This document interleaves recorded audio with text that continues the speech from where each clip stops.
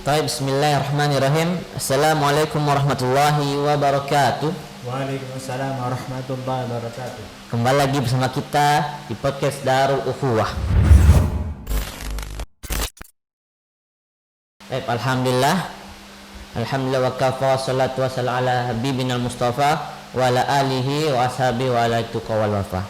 Alhamdulillah, pada pagi hari ini kita bisa bertemu kembali dalam podcast Darul Ukhuwah, yang mana podcast ini juga adalah satu acara terbaru di channel kita tercinta, yaitu Darul Ukhuwah Media.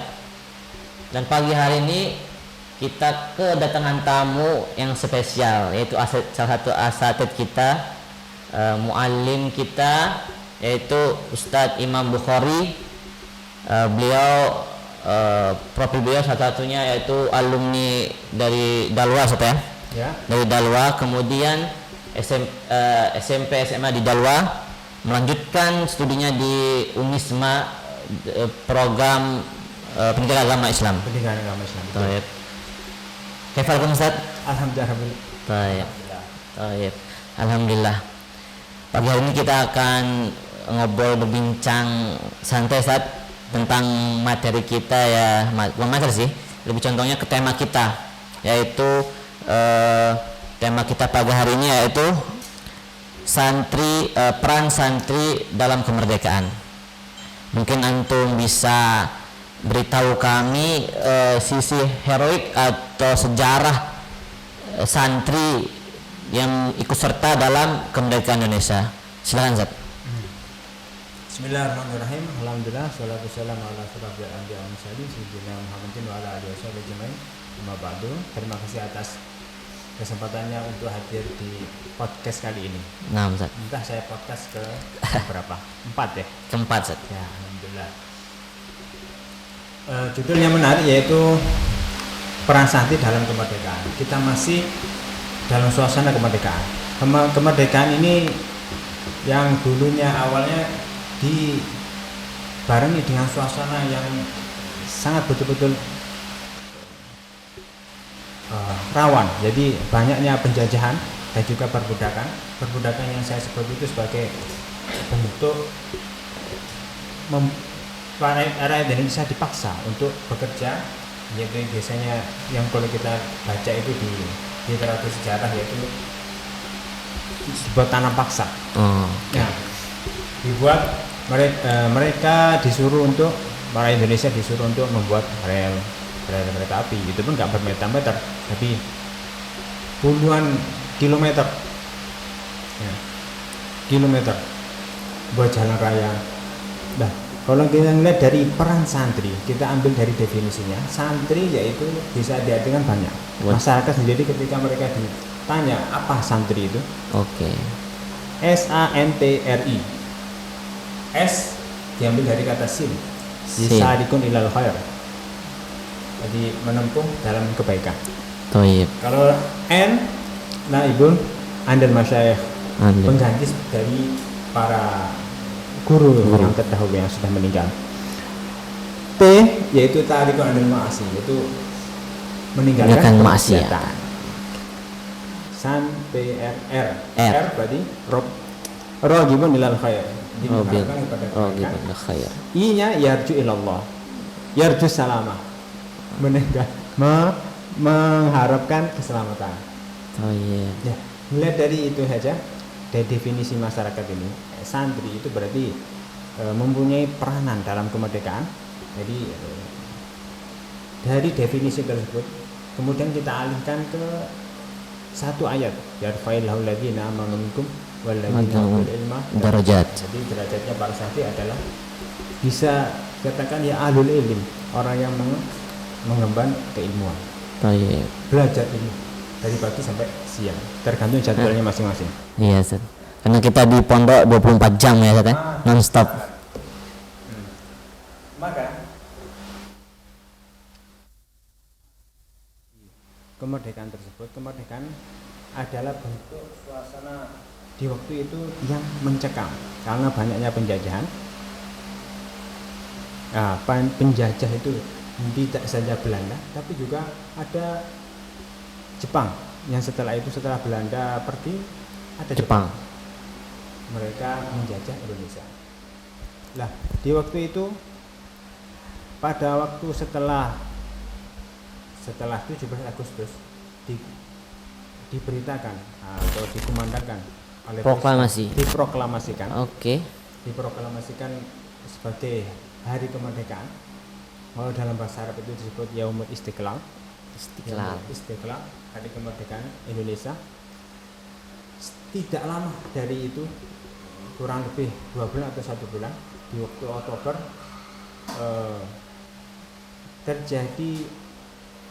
terjadi penjajahan. Jadi orang-orang sekutu Belanda ini mereka menduduki wilayah-wilayah Di Indonesia. pelabuhan. Mereka mendarat di pelabuhan yang ada seperti di Surabaya, pelabuhan Merak, pelabuhan Tanjung Perak. Tanjung Perak. Pelabuhan Tanjung Perak. Kemudian mereka, para penjajah ini, mereka sudah menduduki Semarang, Bandung, itu sebagaimana saya baca di literatur. Akhirnya para ulama yang ada di Jawa ini, khususnya ulama-ulama seperti Kiai Haji Hasyim Asy'ari, membuat ultimatum bahasanya harus ada resolusi jihad. Resolusi jihad di waktu itu tidak hanya satu kiai, tapi juga kiai-kiai seperti Kiai Haji Wahab Hasbullah dan kiai-kiai lainnya ikut andil di dalamnya untuk menjaga Republik Indonesia ini dari penjajahan. Akhirnya Kiai Haji Hasyim Asy'ari mencetuskan bahwasanya harus ada resolusi jihad. Tidak boleh ketika ada perang itu dalam radius 90 meter tidak boleh tidak boleh lari dari medan peperangan. Oh, langsung maju aja, tempur saja. Gempur saja. Oke. Itu santri semua ikut juga pada saat ya? Jadi ya, dikarenakan ultimatum tersebut, karena dulu itu hanya sekedar, tidak seperti sekarang.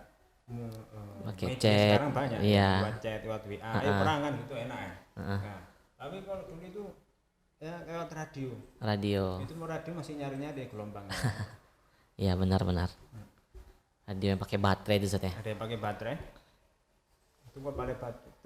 Terus itu jika si warga yang lain itu punya radio, kalau misalnya nggak punya, lewat omongan dari sebelah, lewat omongan teman-teman. Apa mungkin pakai burung dara itu saat kayak dulu? Itu ada. Bisa jadi.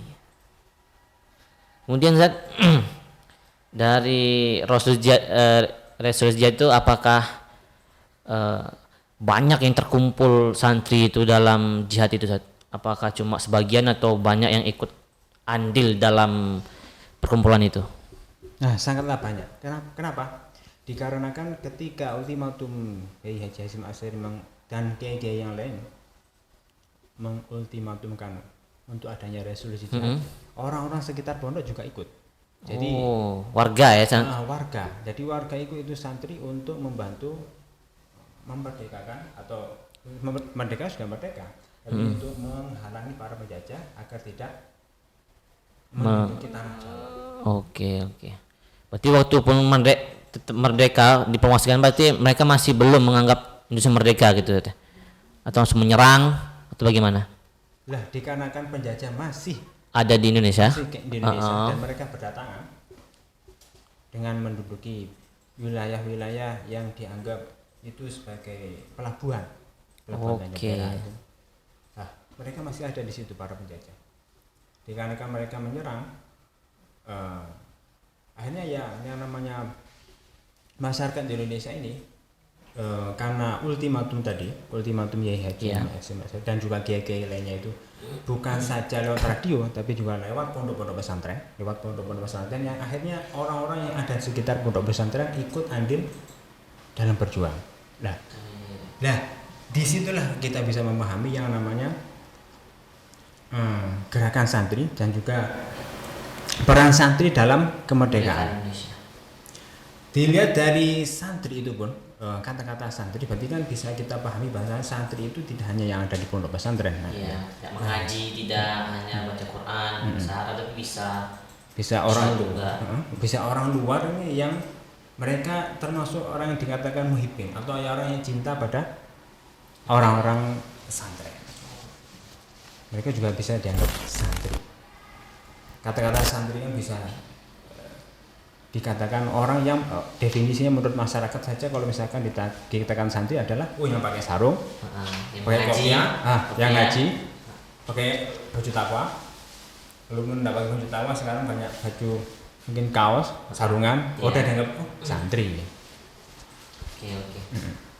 Mungkin Zat, kalau itu kebijakan kita masukkan dikit ke ranah sekarang Zat, yang milenial ini santri itu lebihnya kemana Zat? Biar contohnya kemana zaman sekarang ini? Mungkin dari apalagi pondok kita Zat ya. Pondok saya ini kalau salah tujuannya itu menjadi ulama pejuang. Iya. Berarti kan ada kata pejuangnya ini kan bisa juga dimaknakan sebagai orang-orang yang siap untuk berjihad untuk agama gitu. Mungkin bagaimana menurut Ustaz? Berarti ini yang ditanyakan adalah tentang tujuan. Oke. Tujuan adalah tujuan santri. Tujuan santri kalau misalkan kita ambil dari hadisnya, al ulama warathatul anbiya. Iya. Para orang alim adalah sebagai generasi pewaris para nabi. Lah, melihat dari hadis tersebut bahwasanya orang alim, ulama kan jamak. Mufradnya alimun, orang yang alim. Lah, sebelum menjadi orang alim menjadi murid dulu. Muridun. Nah, dari muridun mimro ya'dal atau mempunyai istilah lain talibun, seorang penuntut ilmu. Talibul ilmi atau dalam bahasa kita santri. Lah, tujuan dari santri tersebut satu yaitu menjadi pewaris Nabi. Lah, apa yang dilakukan Nabi? Itu mendakwakan kebaikan, mendakwakan kebenaran pada orang lain, mengajak orang lain kepada kebaikan. Itu satu. Kemudian kedua, ada lagi dalam hadis lain kalau kita gandeng ulama warasatul anbiya bisa menjadi ini rujukan tujuan. Akrabun darajatin nubuwah ahlul ilmi wa ahlul jihad. Akrabu darajatin ilan nubuwah, paling dekatnya derajat kepada kenabian yaitu derajatnya orang ahlul ilmi dan orang ahlul jihad. Wa ahlul ilmi fadalun nas ala ma ja'at bihir rusul. Kalau orang ahlul ilmu, mereka itu menunjukkan orang-orang ini, fadalun nas menunjukkan pada orang-orang lain atas apa yang sudah dibawa oleh para rasul. Wa ahlul jihad jahadu bi asyafihim, mereka jihad dengan pedang mereka ala majah bi rasul, terhadap apa yang mereka menjihadkan apa yang sudah dibawa oleh para rasul. Jadi di dalam teks satu hadis kita bisa memberikan pemahaman bahwasanya dua macam ini bisa menjadi satu orang. Jadi bisa menjadi profil untuk satu orang. Misalkan satu santri namanya siapa? Si Fulan gitu ya. Dia ahlul ilmi juga bisa menjadi ahlul jihad. Nah, ahlul ilmi karena dia talibul ilmi, karena menuntut ilmu. Sedangkan ahlul jihad iya karena dia berjihad di jalan Allah dengan ilmu tersebut.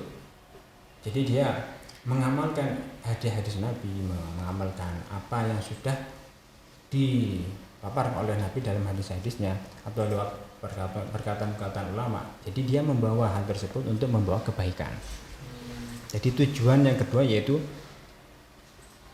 jihad fisabilillah dalam rangka mengkokohkan agama Islam. Itu yang kedua. Tapi jihad ini kan nggak harus perang saja ya. Mungkin dengan tulisan atau dengan perbuatan atau yang lain. Iya, betul. Tidak mungkin harus perang itu saja ya. Iya. Masih banyak cara lain buat berjihad. Iya. Bagi zaman kita sudah bisa digital, banyak media sosial, bisa dari YouTube atau dari Instagram gitu kan. Iya. Itu bisa juga kita jadikan ladang jihad kita. Iya, betul sekali. Seperti kita hari ini ya, kita ngobrol santai atau enggak kita kajian mengisi biar tidak hanya santri yang mengetahui agama itu, semuanya juga melalui apa? Melalui media ini. Iya, Ya, betul sekali. bukan hanya harus perang lah gitu kan? Nggak harus perang.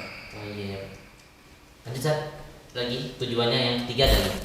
Tujuan yang ketiga yaitu rasa nasionalisme dan ini apa? Spiritualisme. Rasa spiritualisme dan rasa nasionalisme. Rasa nasionalisme ini bisa kita pahami bahwasanya ya kita mempercayai dan juga meyakini bahwasanya Indonesia ini sebagai negara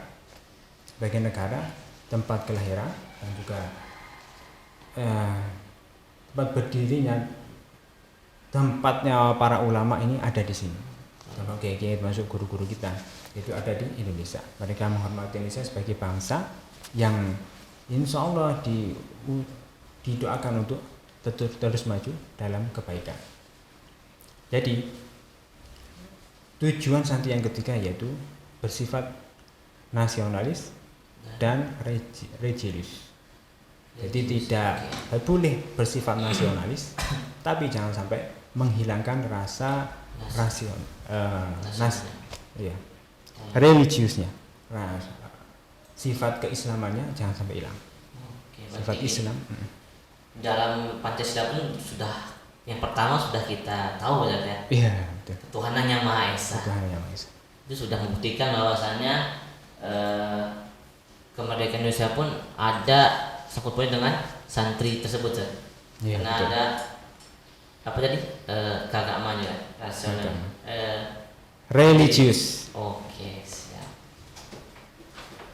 Mungkin ada lagi ada sejarah atau hal heroik yang dilakukan oleh santri ketika penjajahan dulu, mungkin ketika di Hotel Yamato atau di mana ketika itu ada seorang santri atau siapa itu yang merobek bendera Indonesia, bendera Belanda itu yang birunya dirobek, itu kan seperti itu ceritanya di sejarah ya. Di Hotel Yamato mungkin ada cerita khusus yang santri gitu dalam kemerdekaan. Kalau cerita santri ini lah, oleh karena itu ulama-ulama berjuang di waktu itu, yang menjadi nilai minusnya itu kita kurang mengetahui sejarahnya untuk satu-satu, padahal ulama dulu itu kan banyak. Jelasnya santri juga banyak, pondok pesantren banyak. Yang jelasnya pondok pesantren di waktu itu, contoh misalkan pondok pesantren yang masih ada di zaman penjajahan Sitogiri, Tebu Ireng juga maksudnya. Tebu Ireng. Nah, itu pondok pesantren Gontor masuk ya. Iya, 1926 masuk. Berarti Gontor masuk. Lah, ulama-ulama yang berjuang di waktu itu, yang satu nilai minusnya yaitu apakah penulis yang setelahnya itu apakah menulis sejarahnya gitu. Itu yang menjadi nilai minusnya, yaitu kita kurang pengetahuan di situ. Kurang sejarahnya ulama-ulama di waktu itu. Bagi nama-nama sejarah ketika itu para ulama diganti namanya, para ulama. Kayak Patimura nama aslinya siapa gitu kan. Itu bisa diubah oleh sejarah itu karena kita kurang tahu sejarah mungkin saja. Iya, betul. Cuman ya kalau kita pergi ke pondok-pondok pesantren yang sudah lama, sudah lama berdiri di waktu penjajahan, kita akan mengetahui, oh iya ini. Kalau yang setahu saya itu seperti contoh yang saya dapat langsung itu di Pondok Sitogiri itu ada kiai. Jadi di waktu itu suatu subuh itu mengaji dengan para santri, tiba-tiba ada rudal di depan rumah. Nah, rudalnya ini nyumat mancep aja. Rudalnya ya cukup besar, cuma nancap aja tapi nggak langsung meledak. Kan ini, loh ada apa itu? Cuma dek, gitu kan? Mungkin kayak gitu aja. Akhirnya kiai dan beberapa santri keluar ngaji subuh-subuh enak-enak, kok ada roket. Ternyata, roket. Untung nggak meledak. Akhirnya bahan-bahannya dikeluarkan. Akhirnya sekarang dibuat pentongan. Oh, jadi jaros tuh ya? Iya, jaros. Pentongan. buat santri juga Jawas itu seperti kunci waktu gitu ya. Iya, kunci waktu. Ketika bunyi Jawas lari sini. Waktu Iya. makan, waktu tidur. Oke, sangat menarik sekali Ustaz. Itu kan menjadi apa? Nilai sejarah ya. Iya. Karena pas waktu kita berpikir secara sejarah, maksudnya secara nggak mungkin misalkan itu ada roket datang dari jarak jauh, tapi bisa jadi itu jarak ada di Pandaan atau di nggak sampai Surabaya atau lewat mana itu kan itu. Berarti lewat jarak dekat. Berarti orang-orang penjajahan masih ada tak jauh dari pondok pesantren di waktu itu, di pondok Sidogiri itu. Tapi karena ya apa, Masya Allah dengan ya qadarullah dengan kudratnya Allah Subhanahu wa taala, hanya itu tidak meledak, padahal itu besar. Masya Allah. Padahal itu udah ya, udah nembak itu dia bisa meledak mungkin. Oke. Waktu kita sudah mulai sedikit, mungkin ada satu statement atau kata-kata mutiara disampaikan buat wali santri atau buat santri kita biar tambah semangat baca di pondok. Karena kan kita sebagai santri bukan hanya mengaji dan juga baca Quran, baca kitab, tapi kita juga bisa berkreasi. Yeah. Betul. Bismillahirrahmanirrahim. Ada sebuah athar dari Abu Darda. Jadi sebuah, kalau dalam bahasa kita wejangan gitu. Beliau mengatakan kun aliman, jadilah orang alim. Au muta'aliman, atau menjadi orang yang belajar. Kata-kata au di situ dalam bahasa kita tarik ke nahwu itu menjadi litakhyir, bisa untuk litakhyir, untuk memilih, atau di ilhad, jadi untuk memilih, jadi milih yang aliman atau muta'aliman. Kun aliman atau muta'aliman, jadilah orang alim atau orang yang belajar. Au mustami'an, misalkan tidak bisa jadi orang alim, maka jadilah orang yang belajar, jadi santri. Misalkan nggak bisa jadi santri, nggak bisa jadi orang alim, maka menjadilah orang yang mendengarkan. Mustami. Walatakun robi, jangan jadilah kamu seperti yang keempat, fatuhlak, maka kamu bisa binasa atau hancur. Maka di sini bisa dikatakan bahwa saya Abu Darda ini, rahimahullah, beliau memberikan kita motivasi, yaitu yang menjadi puncak atau yang menjadi sesuatu yang bisa mempengaruhi masyarakat adalah orang alim. Misalkan nggak bisa jadi orang alim, kita nggak bisa jadi orang alim, jadi orang yang ahlul dalam bermasalah apa saja. Yang namanya orang alim itu tidak harus memecahkan semua masalah itu langsung dipecahkan gitu ya. Nah, atau misalkan nggak bisa jadi orang alim, maka menjadi orang yang belajar. Kita nggak bisa menjadi orang alim, menjadi kayak seperti itu nggak bisa. Maka ya belajar aja. Misalkan nggak bisa belajar pada dia itu, ya bisa belajar pada ustadz siapa. Asalkan jangan belajar sendiri. Wah, takutnya yang kedua adalah setan. Baru misalkan nggak bisa nyantri ini, kok SPP-nya mahal gitu. Wah, beasiswa nggak dapat. Maka jadilah orang yang ketiga, mustami'an, orang yang mendengarkan. Bisa jadi pas waktu di luar kajian, dengerin kajian. Inti dari tiga ini, aliman, mutalim, sama mustami'an. Jadi kan ini masih dalam lingkup orang yang berilmu. Nah, orang yang berilmu berarti mempunyai sosok. Orang yang berilmu ini mempunyai sosok yang sangat mempengaruhi pada masyarakat yang lain, khususnya dalam perjuangan ini. Dia harus diusahakan untuk mempunyai nasionalisme, sifat nasionalisme dan religius. Jangan sampai kita ada di Indonesia ataupun dimanapun yang kita berada, tapi keislaman, sifat Islam atau rukun iman, rukun Islam atau poin-poin dalam Islam ini hilang. Pas waktu kita kemanapun ya melakukan sholat. Jadi poin pertama yaitu kita merdekakan, kita ikut dalam kemerdekaan ini, dalam rasa nasionalisme dan juga religiusme. Yang kedua yaitu kita jadi orang yang seperti yang dikatakan Abu Darda, kalau nggak bisa menjadi orang alim maka menjadi pelajar. Gitu. Berarti kan khairun nas anfa'un nas. Ya, khairun nas man anfa'un nas. Iya.